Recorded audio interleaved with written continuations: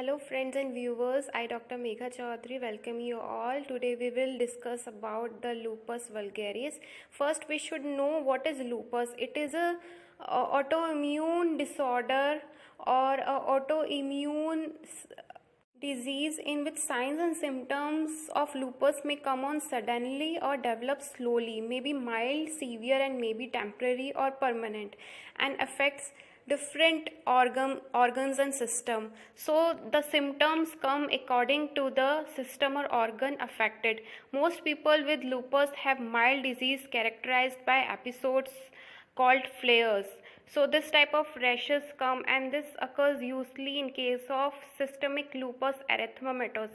That we will discuss later. Today we will learn about lupus vulgaris. One thing I forget to mention, that when different systems or organs are affected, that may result in seizures, rash, blood disorders, hair fall, fatigue, and systems may get affected seriously. So the manifestations are according to the range of infection developed inside the host body. Today we will learn about lupus vulgaris. It is a general term for disease in which ulcerations occurs on the face. Erythematous ulcerations occurs on the face. It is a cutaneous tuberculosis which occurs in young age group. The name is Latin for wolf, and it comes from the facial appearance that was thought to resemble the bite of a wolf. Until the 19th century, lupus was most commonly caused by cutaneous tuberculosis. In recent years, the prevalence of lupus vulgaris has drastically decreased. The term lupus now almost always refers to lupus erythematosus. So, the incidence is decreased.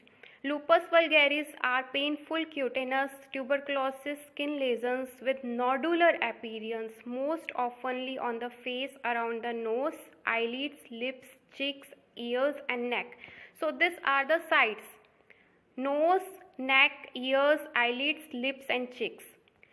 The signs or symptoms are usually the common among all types of lupus, that are fatigue, fever, joint pain, stiffness and swelling, because it is an infectious condition. So these are symptoms are common in all infectious disease. There is severe weakness and nodules are very painful. Lungs are affected by Mycobacterium tubercle, so there will be shortness of breath, chest pain, dry eyes, headache, confusion of mind and memory loss, because there will be less supply of oxygen because lungs are affected, so there will be some effect on brain also.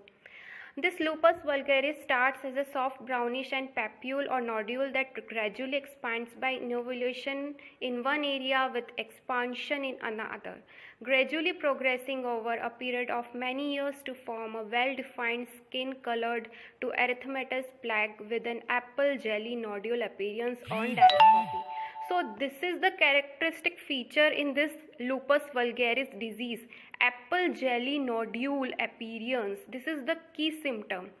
Persistent and progressive form of cutaneous tuberculosis, small sharply defined reddish brown lesions with a gelatinous consistency called apple jelly nodules.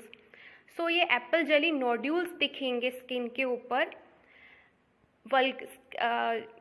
lupus vulgaris के अंदर. Lesions are persistent for years, leading to disfigurement and sometimes skin cancer. So disfigurement is so much high grade that it's called, or it looks like appearance of wolf bitten. So that's why it is called lupus wolf. Lupus नाम इसको इसलिए दिया है क्योंकि जो characteristic feature है वो ऐसा लगता है जैसे wolf ने bite किया है. It began as a painless reddish brown nodules which slowly enlarged to form irregularly shaped red plaques. Lupus vulgaris changes in skin in hyperkeratotic forms. So lupus vulgaris was first identified in a woman in 19th century. Here picture is shared of that woman. Here it is the picture of lupus vulgaris having an apple jelly appearance, and you can easily note that center is getting healed. Ulcer is active and destruction occur at the periphery with healing takes place at the center.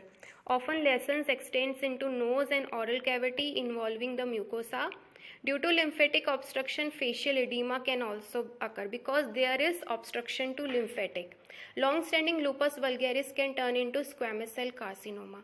Now, commonest and prevalence is among children who are immunocompetent, having a low immunity, जिनको पहले Mycobacterium tuberculosis या Mycobacterium bovis का infection हो रखा है, पहले in past अगर TB हुआ है उनको, या आफ्टर बीसीजी वैक्सीनेशन जिस साइट पे हुआ है उस साइट पे ये cutaneous tuberculosis that is lupus vulgaris हो सकता है. Now in diagnosis, it is usually made or confirmed by characteristic histopathological features on skin biopsy, and typical tubercles are caseating epithelioid granulomas that contain acid-fast bacilli.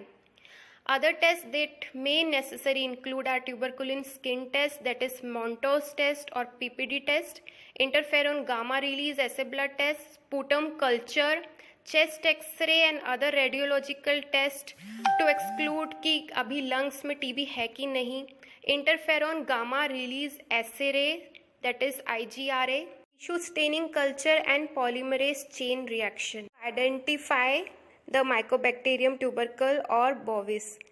In management, that is in treatment, a dermatologist or general physician usually administers combination therapy of drugs used for tuberculosis such as rifampicin, isoniazid and pyrazinamide, possibly with either streptomycin or ethambutol. So anti-tubercular drugs are given. Surgical excision and flap reconstruction has been successfully attempted with no recurrence on long-term follow-up. Though the advantage of this therapeutic approach is that there are quick eradication of the disease, avoiding the unsightly wolf-bitten scar. It is not a recommended modality or treatment as microscopic spread to the lymph nodes and other sites will not be treated. Recurrences have been reported with such an approach.